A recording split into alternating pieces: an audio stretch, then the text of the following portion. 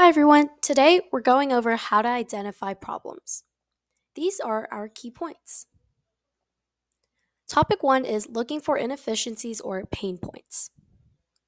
Before any solution can succeed, it has to be rooted in a real, relevant problem.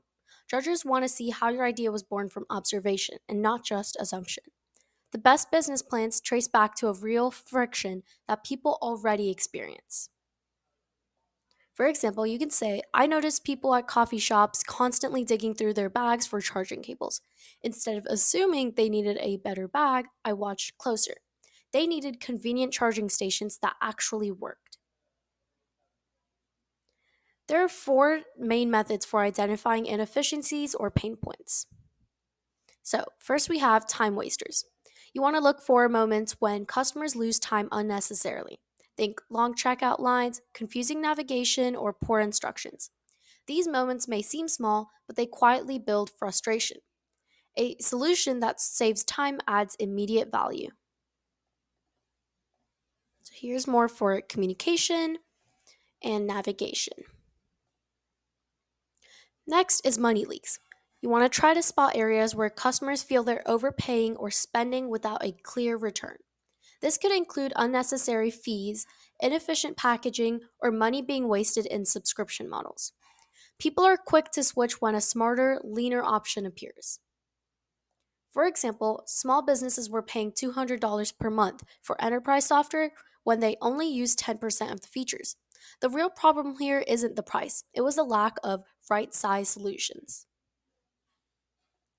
Next, we have frustrations. Emotional friction, like feeling confused, ignored, or helpless, is one of the most powerful drivers for customer change. Look at negative reviews, customer complaints, or complex onboarding processes.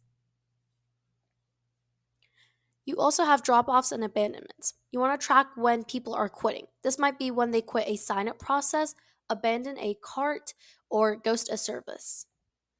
These often signal unmet expectations or invisible blockers. Our next topic is trends and market movements. You can also identify trends in the world to identify growing problems that you can capitalize on. Judges value this behavior because it shows that you're tuned into your environment and thinking ahead. First, we have shifts in behavior. Watch how people are adapting on their own. Are they using workarounds, pairing multiple services just to get one job done, building side systems to fill in the gaps? These behaviors indicate there is a demand that hasn't been formally addressed just yet. Now we have emerging technology or regulation. New laws and tools often disrupt existing systems. This opens windows for compliance support, tech integration, or alternative methods. If you can help people adapt quickly, then you're earning their trust and the first mover advantage. Next, we have changing demographics or values. As generations evolve and priorities shift, so do people's buying patterns. You want to make sure you look for growing interest in sustainability, identity inclusion, privacy, personalization and customization, mental health, or other soft priorities. Our next topic, topic 3, is digging into data and reviews. Public feedback is one of the most accessible and revealing forms of market research. When you review real customer reactions, you stop guessing and you're starting to listen more. Judges look for this kind of input because it adds credibility and realism to your problem analysis. You can use platforms like Yelp, Amazon, Reddit, TikTok, or app stores to gather insight on what people are praising or complaining about. This can help you find themes about things like convenience, pricing, service quality, and unmet expectations. Tools like Google Trends, SEO platforms, and keyword trackers can also help you identify what people are actively searching for. Rising keywords and common FAQ phrases point to the needs that may not have a dedicated solution just yet. You can also review support tickets, help desk data, or complaint logs. These often reveal critical breakdowns in trust, service flow, or usability. If you can trace a business idea back to multiple customer reviews or an overlooked question in search traffic, then judges are more likely to see your concept as grounded and necessary. Next, topic 4 is exploring forums and communities. You can also check niche subreddits, discords, Facebook groups, Slack communities, etc. People in these spaces speak more freely than they do in surveys or interviews. When exploring these communities, make sure to pay attention to repeated complaints and DIY hacks that people are sharing to see if you can potentially turn those things into more permanent solutions that people want. Topic 5 is reverse engineer from what already works.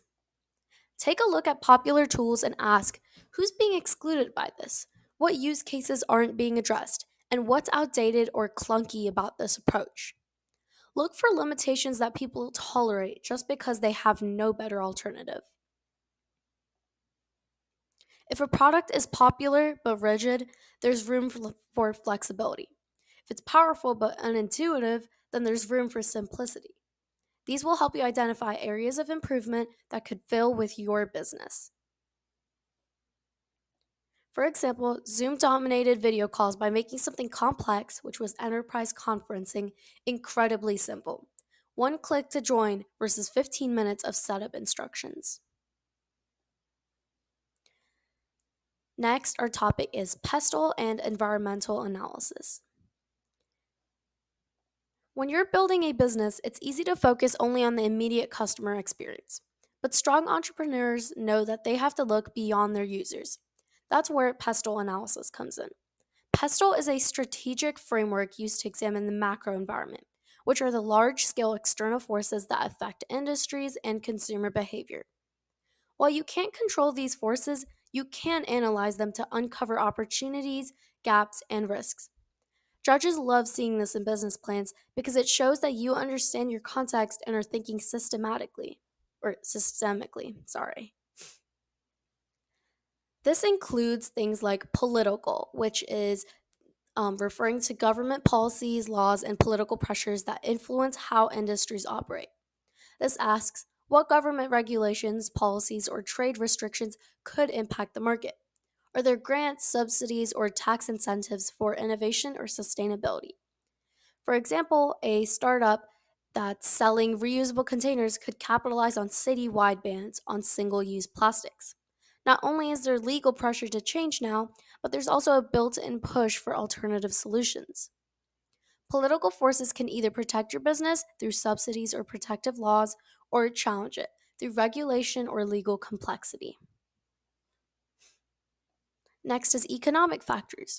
This area deals with the broader financial conditions that influence consumer spending and business viability. What are the trends in inflation, unemployment, disposable income, and consumer confidence? How price sensitive is the market right now? Are there supply chain vulnerabilities? And then, yeah, during periods of high inflation, for example, businesses that offer repair or reuse services instead of just selling new are often going to be thriving more. Consumers seek value and durability when their budgets are shrinking. So basically, economic forces affect your demand, affordability, and scalability. Next up is social factors. Social factors include shifts in culture, values, lifestyle, and demographics. These reflect what people care most about and how they choose to live, spend, and support businesses. Basically, you should ask what shifts are happening in consumer preferences, values, or lifestyles. Is sustainability, convenience, or ethics becoming more important right now? What generational or demographic changes are relevant to me? For example, Gen Z shoppers are more likely to purchase from brands that align with their values, such as transparency, ethical sourcing, or diversity in branding. That means messaging and mission are becoming purchase drivers. Understanding these social shifts are going to help you create a brand that resonates, not just with what the people want, but with who they believe they are. Technological factors. Technological is all the software, hardware, and platforms that impact the technological aspect of our lives right now. You should be asking, are there new tools, platforms, or breakthroughs changing the game? Are competitors using automation, AI, or smart tech to their advantage? What technologies are becoming obsolete? For instance, a tutoring service that doesn't offer virtual options is already behind. Meanwhile, startups using AI for personalized learning paths or automatic quiz generation are reshaping what good service looks like. So, use this category to spot gaps in current offerings. Is there a way to use technology to make something faster, smarter, cheaper, or more accessible?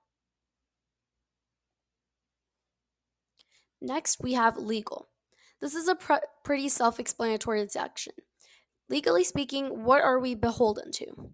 Are there changing labor laws, IP regulations, privacy requirements, or compliance burdens? Is there a risk of litigation or liability within this market?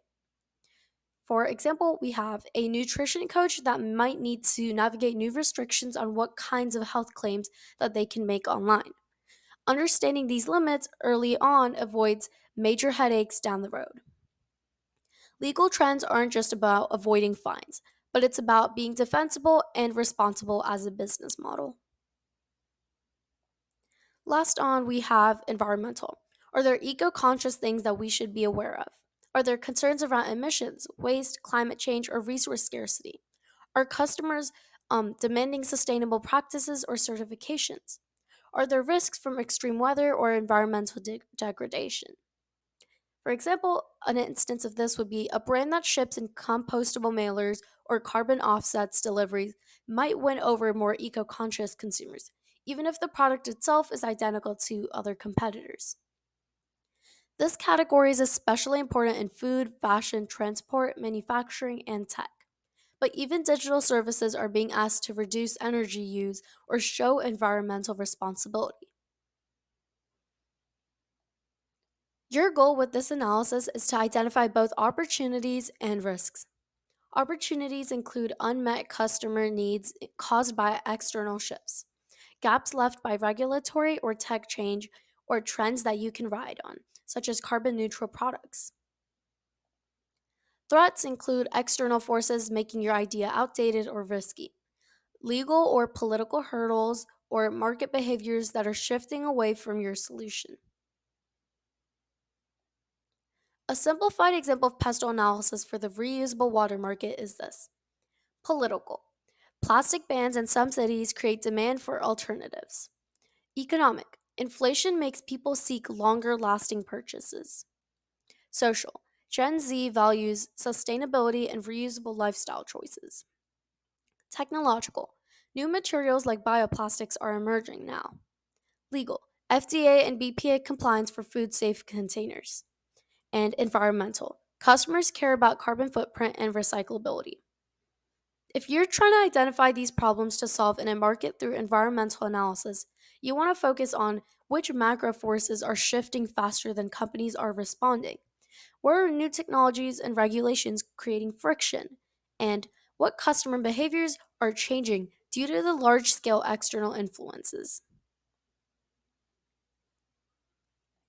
Next, we have jobs to be done interviews. A niche tool that you can use is jobs to be done interviews, which are interviews asking people about the job they are trying to get done, what they need. The jobs to be done framework helps you uncover those deeper motivations. It's a form of qualitative research that's built on one simple but revealing question: what was going on in your life when you decided to use this solution?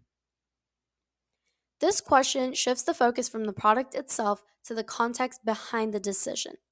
Instead of asking what people like, you're asking what they need and why they turned to a particular solution to meet that need. Motivations often fall into these three categories: emotional, functional, and social jobs. This helps reveal workarounds, pain points, expectations, and triggers that wouldn't show up in a multiple choice survey.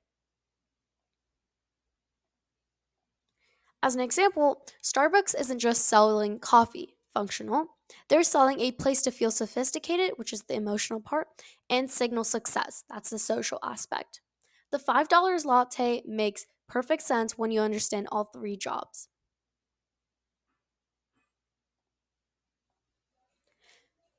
Use the five whys to improve emotional depth. Sometimes people can't explain what they truly need because they're focused on surface problems. To get past this, we can use a technique called the five whys. You start with a user complaint or behavior and keep asking why it matters until you hit the very core motivation or emotional trigger. Here is an example.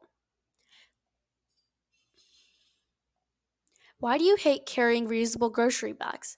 Because I always forget them. Why do you forget them? Because I'm always rushing. Why are you always rushing? Because mornings are stressful with my kids. At this point, you've uncovered a contextual insight. The pain isn't the bag, it's the stress. That level of understanding can help you design a business that solves the real problem, not just the visible symptom. You can use the switch interview method too, which focuses on understanding the moment someone left an old solution for a new one. Ask, what made you start looking for something different? What pushed you over the edge? And what pulled you toward the alternative? Switch interviews reveal the forces that influence buyer movement, such as dissatisfaction, comparison triggers, peer influence, or timing. Pairing JTBD interviews with switch interviews gives your research more depth and direction. One uncovers the long standing needs, the other shows the breaking point that leads to action. Together, these are both going to help you build a solution that aligns with both the job that people want to get done and the moment that they're ready to move products to accomplish it. Our next topic is inversion technique. Instead of asking how you can solve a problem, you can instead ask how you can make the problem worse and what the worst solutions have in common. This helps clarify what not to do and what people are valuing the most. Next, we have love hate workaround matrix. Mapping user friction helps you design smarter, more relevant solutions. Instead of guessing where the pain points are, this technique lets you surface them through real user experience. We start with a 3 column grid. Label your columns love. What do users actively enjoy or praise about their current experience? Hate. What do they complain about, feel annoyed by, or wish was different? And workaround. What unofficial steps or hacks do they use to make it work for them? A strong idea often emerges at the intersection of hate and workaround because this is where users are struggling but are still trying hard to make something work. Next, we use barrier versus enabler mapping to deepen our understanding of the problem. Barriers are what block people from solving the problem easily. These can include cost, time, technical complexity, limited access, or unclear instructions. Enablers are what could reduce those barriers, such as faster processes, simpler design, community support, or automation. This side by side framing is especially useful when evaluating why customers stay stuck and what kinds of changes would help them finally act on it. Next, our next topic is problem personas. Instead of problem based personas, create problem based personas. Okay. Ask what is the problem through their lens. Frame the issue in their own words. A student, a parent, and a small business, for example, owner, they might all be facing time pressure. But the root of that pressure and its expression will vary widely. You can also ask how urgent is it? People don't always act on every inconvenience. Urgency defines whether your solution gets adopted quickly or ignored indefinitely. And then next, what's at stake for them? Stakes drive decision making. If failure means embarrassment, lost income, wasted time, or a missed opportunity, then your solution becomes far more valuable. This helps you focus your ideation on how the same problem affects different audiences in different ways. Topic 9 is situating your business within an ecosystem. So, after you have identified a product idea, identify who is a part of your success. Let's quickly go over the 4 main types of players that businesses will work with, especially when they are small and just starting off. Suppliers, where your raw materials or products come from. Vendors, businesses that help you fulfill or package your service. Service providers, web hosting, printers, delivery companies, legal advisors. And Partnerships, collaborations with influencers, co marketing partners, schools, or nonprofits.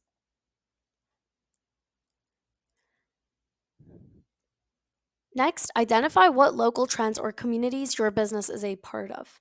This includes local business alliances, entrepreneurship networks, chamber of commerces, and etc. Finally, also identify what dependencies exist for your business. Common dependencies include shipping times or carrier availability, raw material sourcing or availability, seasonal patterns or traffic flow, weather sensitivity or tourism cycles, labor availability or skill gaps, and local zoning or regulation compliance. Knowing all of this will allow you to better evaluate the viability of your product idea and whether it's possible to implement. And that's it. Thank you for supporting Go for Glass.